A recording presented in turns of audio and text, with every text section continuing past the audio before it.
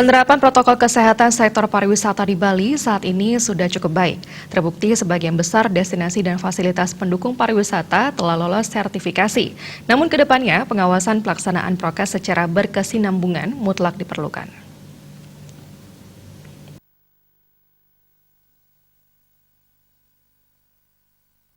Menurut pengamat dan pelaku pariwisata Gusti Kadisutawa, penerapan protokol kesehatan saat ini di berbagai destinasi dan fasilitas pendukung pariwisata di Bali sudah cukup baik.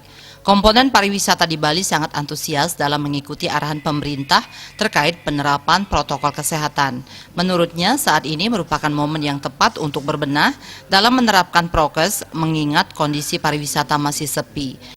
Ya, kalau protokol kesehatan saya rasa sudah baik lah ya, mayoritas sudah bagus. Ya, kalau Bali sendiri kan sudah artinya mengalami musibah-musibah ini udah terlalu sering ya. Dulu flu burung, SARS, perang teluk ya, gunung meletus itu sudah terbiasa. Komponen pariwisata pun sudah sangat antusias dan mengikuti arahan pemerintah. Perlu peningkatan saya rasa itu ya bisa dilakukan lah, masih mumpung sekarang masih posisi sepi ya.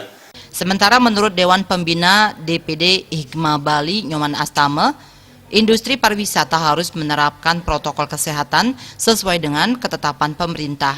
Jika prokes telah diterapkan, selanjutnya hal yang tidak kalah penting adalah pengawasan pelaksanaannya di lapangan.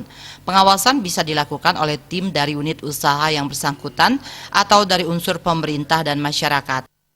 Ini harus diingatkan. Nah, hal ini yang perlu mungkin diterapkan SOP-nya, konsistensi ya pelaksanaan penerapan prokes yang berbasis CSE ini yang perlu diingatkan. Ini harus tim monitoring memang, baik itu dari unit usaha maupun dari pemerintah untuk mengingatkan.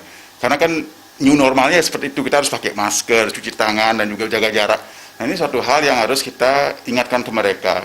Di bandara contohnya bagus sekali. Saya pas kebetulan dapat kesempatan keluar, bagaimana kita duduk itu berdekatan, ada petugas yang datang mengingatkan.